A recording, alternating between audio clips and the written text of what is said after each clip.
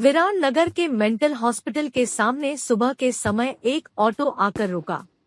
इसमें से रवि नाम का लड़का उतरा और अस्पताल के गार्ड को बुलाने लगा। कुछ देर तक जब कोई नहीं आया तो रवि खुद ही गेट खोलकर अंदर जाने लगा।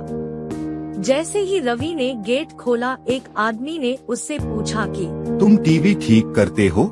रवि ने जवाब दिया, नहीं। यह सुनते ही उस आदमी ने रवि को जोरदार थप्पड़ मारते हुए कहा कि यहाँ से अभी सिर्फ टीवी ठीक करने वाले को अंदर आना था, तुम यहाँ क्या कर रहे हो? रवि को कुछ समझ नहीं आ रहा था। थप्पड़ खाने के बाद उसका सिर भी चकराने लगा, लेकिन किसी तरह खुद को संभालते हुए रवि ने कहा कि मैं यहाँ नौकरी के लिए आया हूँ। तभी एक डॉक्टर और उसके साथ 4 कंपाउंडर भी गेट के पास पहुँच गए।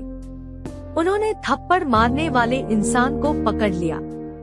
डॉक्टर ने कंपाउंडर से कहा कि जाओ इसे ले जाकर ट्रीटमेंट की तैयारी करो, मैं जल्दी आता हूँ। कंपाउंडर के जाते ही पास खड़ा रवि डॉक्टर के पास गया और कहा कि आज इस अस्पताल में मेरा पहला दिन है। क्या आप मुझे बता सकते हैं कि डॉक्टर पाटिल कहाँ मिलेंगे? डॉक्टर ने जवाब देते हुए कहा कि मैं ही पाटिल हूँ। तुम यहाँ से सीधे जाकर अपना जॉब लेटर ऑफिस में जमा करो और वहाँ से ड्रेस लेकर बगल के कैबिन में आ जाना। जो तुम्हें अभी गेट में मिला था वो पागल है। पिछले 8 दिनों से वो सभी को टीवी बनाने वाला समझ रहा है। फिर जब उसे पता चलता है कि वो टीवी बनाने वाले नहीं हैं, तो गुस्से में थप्पड़ मार देता है। उसके बाद डॉक्टर ने अपने अस्पताल के रमाकांत कंपाउंडर को बुलाया और रवि का परिचय सबसे कराने के लिए कहा। रमाकांत ने कुछ ही देर में रवि से सबको मिलवा दिया और फिर उसे मरीजों के कमरे में ले गया। वहाँ हर कोई कुछ न कुछ अजीब हरकत कर रहा था। कोई दिल टूटने वाली शायरी सुना रहा था तो कोई फिल्मी संगीत गाते हुए डायलॉग मार रहा था। आज के बाद से तुम्हें इन सारी चीजों को झेलना होगा। इतना कहकर रमाकांत वहाँ से चला गया। तभी रवि को पता चला कि उसकी नाइट ड्यूटी लगी है। दिन के समय आराम करने के बाद रवि रात को मरीजों की देखरेख में जुट गया। जैसे ही रात के 12 बजे तो सभी का चेहरा डर से पीला पड़ने लगा।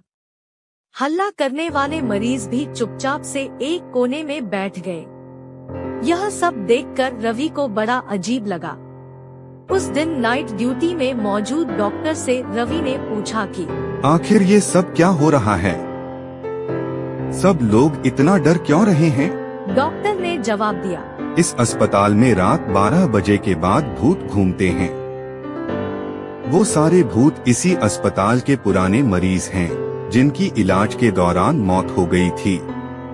तुम संभल कर रहना। रवि को भूतों पर विश्वास बिल्कुल भी नहीं होता था।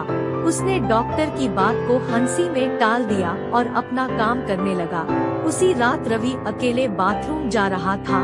तभी उसे लगा कि कोई उसके पीछे है। मुड़कर देखने पर कोई नहीं दिखा। कुछ देर बाद उसे फिर ऐसा ही महसूस हुआ। रवि ने सोचा कि भूत की बात उसके दिमाग में घूम रही होगी, इसलिए उसे वहम हो रहा है। बाथरूम करके जब रवि बाहर आ रहा था तो उसे शीशे में लिखा हुआ दिखा कि आज तुम पागल हो जाओगे। रवि को लगा कोई उसके साथ मजाक कर रहा है, इसलिए उसने इस बात पर गौर नहीं किया और अपने काम पर लग गया। कुछ देर बाद रवि को एक तेज चीख सुनाई दी। वो दौड़ते हुए आवाज की ओर गया। जैसे ही रवि वहां पहुंचा तो एक पागल ने दरवाजा अंदर से बंद कर दिया। किसी तरह से रवि से उस दरवाजे को खुलवाया। दरवाजा खुलते ही उस पागल ने रवि को हवा में उछालकर गिरा दिया। रवि इतनी जोर से गिरा कि उसकी पीठ में गहरी चोट लग गई। तभी एक जोर की हंसी रवि को सुनाई दी। वही पागल हंसते हुए बोला कि मैंने कहा था न कि आज तू पागल हो जाएगा। रवि ने गुस्से में झल्लाते हुए कहा, पागल आदमी, तूने ये क्या किया? रुक, तुझे अभी बिजली का झटका देता हूँ। पागल ने जवाब दिया, अस्पताल में मिलने वाले बिजली के झटके से ही तो मेरी मौत हुई थी। अब तू क्या मुझे कोई शॉक देगा? अब मुझे इनका डर नहीं। इतना कहते ही उस पागल भूत ने रवि को एक हाथ से पकड़ा और दूसरा हाथ स्विच बोर्ड में डाल दिया। इस तरह से रवि को बिजली का इतना तेज झटका दिया कि उसकी चीखों से पूरा अस्पताल गूंज उठा। रवि की आवाज सुनकर अस्पताल में मौजूद नाइट स्टाफ दौड़ते हुए उस कमरे की तरफ आए। सबको वहां रवि बेहोश हालत में मिला। तुरंत रवि को मरीजों के बेड पर लेटाया। उसी दिन से रवि की दिमागी हालत खराब है। अब रवि अपने आप को उस अस्पताल का डॉक्टर समझता है।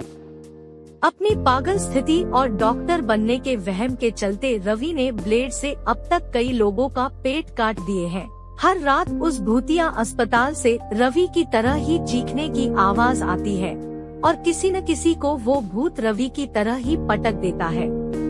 ये चीखने की आवाज हमेशा उसी समय आती है जब रवि को बिजली के झटके दिए जाते हैं। कहानी से सीख, सामने वाले की चेतावनी को हल्के में लेना खतरनाक हो सकता है। हमेशा सतर्क रहना चाहिए। थोड़ी सी भी सावधानी हटने पर भयानक दुर्घटना घट सकती है।